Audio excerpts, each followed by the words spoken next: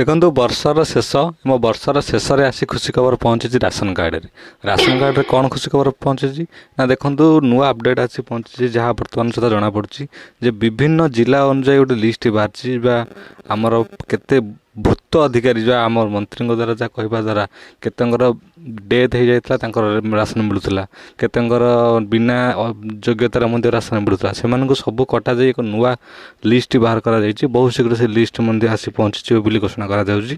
ତ ବର୍ତ୍ତମାନ ସୁଦ୍ଧା ଅପଡ଼େଟ୍ ଏତିକି ଯେ ପ୍ରଥମ କଥା ହେଲା ଯେଉଁମାନେ ଅଯୋଗ୍ୟ ହିତାଧିକାରୀ ତାଙ୍କୁ ଲିଷ୍ଟରୁ କଟାଯାଇଛି ଏବଂ ନୂଆ ଲିଷ୍ଟ ତିଆରି କରାଯାଇଛି। ସେ ଲିଷ୍ଟ ବହୁତ ଶୀଘ୍ର ରିଲିଜ୍ ହେବ ଏବଂ ଯଦି ପୁରା ଖବର ଜାଣିବାକୁ ଚାହୁଁଛନ୍ତି ଭିଡ଼ିଓକୁ ଶେଷ ପର୍ଯ୍ୟନ୍ତ ଦେଖନ୍ତୁ। ଯଦି ଭିଡ଼ିଓଟି ଭଲ ଲାଗିଛି ଲାଇକ୍ କରନ୍ତୁ, ସେୟାର କରନ୍ତୁ, ସବସ୍କ୍ରାଇବ୍ କରନ୍ତୁ। ଯେପରିକି ଭୂତ ରାସନ କାର୍ଡ଼ଙ୍କ ବଦଳରେ ପ୍ରାୟ 1,77,068 ଜଣଙ୍କୁ ପ୍ରବାସୀ ଓଡ଼ିଆ ରେସନ କାର୍ଡ଼ ଯୋଗାଇ ଦିଆଯିବାକୁ ନିଷ୍ପତ୍ତି ହୋଇଥିବା ବେଳେ ଖାଦ୍ୟ ଯୋଗାଣ ଓ ଖାଉଟି କଲ୍ୟାଣ ମନ୍ତ୍ରୀ କୃଷ୍ଣଚନ୍ଦ୍ର ପାତ୍ର କହିଛନ୍ତି ଯେ ଗଞ୍ଜାମ ଜିଲ୍ଲାରେ ସର୍ବାଧିକ 24,569 ଜଣଙ୍କୁ ଯୋଗାଇ ଦିଆଯିବ ଏବଂ ସର୍ବନିମ୍ନ 1,035 ଜଣଙ୍କୁ ମୟୂରଭଞ୍ଜ ଜିଲ୍ଲାରେ ପ୍ରବାସୀ ଓଡ଼ିଆଙ୍କୁ ଯୋଗାଯିବ। ଏହାଦ୍ୱାରା ବେଶୀ ଆମର ଯେଉଁମାନେ ହିତାଧିକାରୀ ମାନେ ଉପଯୋଗ ହେବେ ଯେଉଁମାନେ ପ୍ରବାସୀ ଓଡ଼ିଆ ରହୁଛନ୍ତି, ଯେପରିକି ଆମର ମାଇଗ୍ରେଟ୍ ମାନେ ଯେଉଁ ବାହାରକୁ ଯାଉଛନ୍ତି କାମ କରିବା, ଯେପରିକି ଆମର ସର୍ବାଧିକ ଗଞ୍ଜାମରୁ ହିଁ ଯାଇଥାନ୍ତି। ଆପଣମାନେ ଦେଖିଥିବେ କରୋନା ବେଳେ କେତେ ସଂଖ୍ୟାରେ ଲୋକ ଆମର ହଇରାଣ ହେଉଥିଲେ ବାହାରକୁ ଯାଇକି, ସେଇମାନେ ପ୍ରାୟ ଏଥିରେ ଉପକୃତ ହେବେ। ଏହାଦ୍ୱାରା ଯେଉଁ ଆମର ୱାନ୍ ନେସନ୍ ୱାନ୍ କାର୍ଡ଼ ମଧ୍ୟ ଚାଲିଛି ତା ଦ୍ୱାରା ମଧ୍ୟ ବହୁତ ଲୋକ ଉପକୃତ ହେବେ। କାରଣ ଦେଖନ୍ତୁ ଯଦି ରାସନ କାର୍ଡ଼ ସେମାନେ ପାଇବେ, ସେମାନେ ଯେଉଁଠି ବି ଚାହିଁବେ ସେଠୁ ରାସନ ନେଇପାରିବେ। ଯେପରିକି ଧର ପ୍ରବାସୀ ଓଡ଼ିଆ ବାହାରେ ରହୁଛନ୍ତି ଆମର ଷ୍ଟେଟ୍ ବାହାରେ, ଧର ଏମିତି ଆନ୍ଧ୍ରପ୍ରଦେଶ, ତାମିଲନାଡ଼ୁ, କେରଳ, ସେଠୁ ମଧ୍ୟ ସେ ରାସନ ନେଇପାରିବେ, ସେଥିରେ ସିଏ ମଧ୍ୟ ଉପକୃତ ହେବେ। ସେଥିପାଇଁ ଏ ଯୋଜନାଟି ବହୁତ ଶୀଘ୍ର ବାକି ରହିଲା। ତାପରେ ଆମର ନୂଆ ରାସନ କାର୍ଡ଼ କେବେ ମିଳିବ ବା କେବେ ସୁଦ୍ଧା ମିଳିବ, ଯାହା ବର୍ତ୍ତମାନ ସୁଦ୍ଧାରୁ ଖବର ପହଞ୍ଚୁଛି ଯେ ଜାନୁଆରୀ ମାସ ଶେଷ ସୁଦ୍ଧା ଆପଣଙ୍କୁ ନୂଆ ରାସନ କାର୍ଡ଼ ମିଳିଯିବ। ଯେଉଁମାନେ ଆପ୍ଲାଏ କରିଥିଲେ ତାଙ୍କର ଭେରିଫିକେସନ୍ ଅନୁଯାୟୀ ଯଦି ଏଲିଜିବଲ୍ ଥିବେ ମିଳିଯିବ, ଯଦି ଏଲିଜିବଲ୍ ନଥିବେ ତାହେଲେ ତାଙ୍କୁ ରିଜେକ୍ଟ କରାହେବ, ସେମାନେ ପୁଣି ଥରେ ଆପ୍ଲାଏ କରିପାରିବେ। ଏବଂ ପୁରୁଣା ରାସନ କାର୍ଡ଼ ଥିଲା ତାଙ୍କର EKYC ଅନୁଯାୟୀ ମିଳିବ, ଯେପରିକି ଆପଣଙ୍କର କାର୍ଡ଼ରେ କେତେ ଜଣ ଅଛନ୍ତି ସେଇ ଅନୁସାରେ ଆପଣଙ୍କର କାର୍ଡ଼ରେ ନୂଆ କାର୍ଡ଼ରେ ସେତିକି ଜଣ ରହିବେ। ଏବଂ ସାଧାରଣ ସୂଚନା ଅନୁସାରେ ସାଧାରଣ ବଣ୍ଟନ ବ୍ୟବସ୍ଥା ଯୋଗ୍ୟ ହିତାଧିକାରୀମାନଙ୍କୁ ଏପରିକି ଆସନ୍ତା ଜାନୁଆରୀ ମାସରୁ ମାସିକିଆ ପ୍ରଦାନ କରାଯିବ। ଯେପରିକି ଆମକୁ ଆଗରୁ 3 ମାସକୁ ଥରେ ଦିଆଯାଉଥିଲା ରାସନ, ଏବେ ସେଇଟା ହେବନି। ଏବେ ପ୍ରତି ମାସରେ ହିଁ ଆପଣଙ୍କୁ ରାସନ ମିଳିବ, ପ୍ରତି ମାସରେ ହିଁ ଆପଣଙ୍କୁ ଆଣିବାକୁ ପଡ଼ିବ ଏବଂ ଯୋଗ୍ୟ ହିତାଧିକାରୀମାନଙ୍କୁ ହିଁ ମିଳିବ ଏଠାରେ। ଯାହା ଆପଣଙ୍କର ସୂତ୍ରରୁ ଖବର ଆସୁଛି ଯେ ଆପଣଙ୍କ ମନ୍ତ୍ରୀ ନିଜେ ହିଁ କହିଛନ୍ତି ଯେ ଆପଣଙ୍କର ପ୍ରତ୍ୟେକ ମାସରେ ହିଁ ମିଳିବ। ସେଇଟା ପ୍ରତ୍ୟେକ ମାସରେ ହିଁ ଏବେ ମିଳିବ, 3 ମାସ ଯେପରି ମିଳୁଥିଲା ସେପରି ଆଉ ମିଳିବ ନାହିଁ।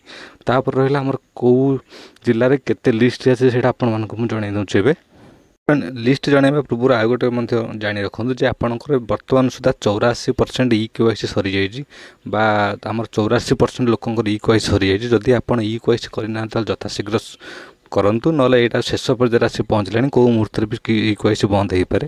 ଯଦି ଆପଣ ବାହାରେ ରହୁଛନ୍ତି ବା ଯେଉଁଠି ବି ରହୁଛନ୍ତି ସେଇଟା ସେଠି କରାନ୍ତୁ ଯଦି ହେଇପାରୁଛି, ଯଦି ନ ହୋଇପାରୁଛି ଆପଣ ନିଜ ଡିଲର ପାଖରେ ଯାଇ କରାନ୍ତୁ। ଏଇଟା ଯେତେ ଶୀଘ୍ର କରିବେ ସେତେ ଶୀଘ୍ର ଆପଣମାନଙ୍କ ପାଇଁ ଭଲ ଏବଂ ଯେତେ ଶୀଘ୍ର କରିପାରିବେ ଏଇଟା ଆପଣଙ୍କର ଭେରିଫାଇ ହେଇଯିବ। ଅଲରେଡ଼ି କେତେ ଜଣଙ୍କର ଭେରିଫାଇରେ ଅଲରେଡ଼ି ଦେଖେଇଲାଣି ଯେ ମାନେ କାହାର ଭେରିଫାଇ ହେଇଛି କାହାର ଭେରିଫାଇ ନାହିଁ। ଆପଣ ମଧ୍ୟ ଏଇ ମାସେ ଯଦି ରାସନ ନେଇଥିବେ ତାହେଲେ ଦେଖାଉଥିବେ ଯାହାର ଟିପ ଫିଙ୍ଗର ପ୍ରିଣ୍ଟ ନେଇନି ସେମାନେ ରାସନ ଉଠାଇ ପାରୁନାହାନ୍ତି, କିନ୍ତୁ ଯେଉଁମାନଙ୍କ EKYC ହେଇଛି ସେମାନେ ରାସନ ନେଇପାରୁଛନ୍ତି। ସେଥିପାଇଁ ଯଥାଶୀଘ୍ର ଆପଣ EKYC କରାଇ ଦିଅନ୍ତୁ, ସେଇଟା ଆପଣମାନଙ୍କ ପାଇଁ ବହୁତ ଭଲ ହେବ ଏବଂ ଆପଣଙ୍କ ନାଁ ମଧ୍ୟ କଟିବାର କୌଣସି ଚାନ୍ସ ନାହିଁ। ତେବେ ଆସନ୍ତୁ ଜାଣିବା ଏବେ ଲିଷ୍ଟ କେଉଁ ଜିଲ୍ଲାରେ କେତେ ଆସିଛି ବା କେଉଁ ଏବେ ଯିବା ଲିଷ୍ଟ ଦେଖିବା କେଉଁ ଜିଲ୍ଲାରେ କେତେ ରାସନ ମାନଙ୍କୁ ଆସିଛି ନୂଆ ଲିଷ୍ଟ।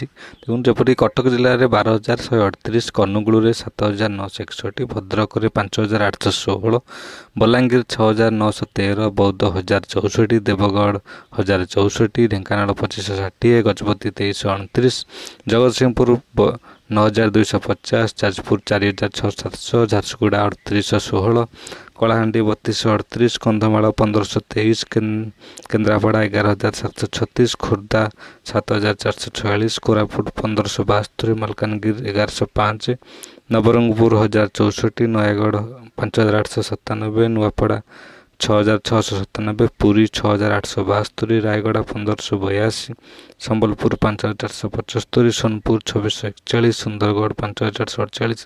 ଏପରି ପୁରା ଲିଷ୍ଟ ଆପଣଙ୍କ ପାଖକୁ ଆସିଯାଇଛି କେତେ ରାସନ ନୂଆ ରିଜେକ୍ଟ ହେଇଛି ଏବଂ କେତେ ଆଡ଼୍ ହେବାକୁ ଯାଉଛି। ତେବେ ଆଜିର आज टोटाल अपडेट यही थिला जे टोटाल आपनकर जनवरी मासरे ही नुआ कार्ड मिलिबो जो मैंने अप्लाई कर स्थिति मध्य आप जांच कर ऑफिशियल वेबसाइट की जाइए जदि आप जानी पार ना निजर निकटस्थ सीएच सेंटर बा साइबर कैफ को जातु सेटार कहतु आप एप्लिकेशन रिजेक्ट होती कि आपनकर नुआ राशन कार्ड आसबार कौन प्रोब्लेम अच्छे सी आप देखिए कहे अनिश्चिंतार बसतु केवाईसी यथाशीघ्र करूँ एवं निश्चित भाव में रुहतु आपको नुआ राशन कार्ड यथाशीघ्र मिल आ गोटे अपडेट जाणी रखु एवं प्रति मसरे आपको राशन कार्ड मिल आगुरी जमी 3 मास थे मिलूला मिल ना प्रति मस राशन कार्ड मिल प्रति मसरे आपको राशन मिल या संपूर्ण अपडेट जदि वीडियो टी भल लगी था लाइक करूँ सब्सक्राइब करूँ एवं चैनल को सब्सक्राइब कर रखि था नुआ नुआ अपडेट पाइबा।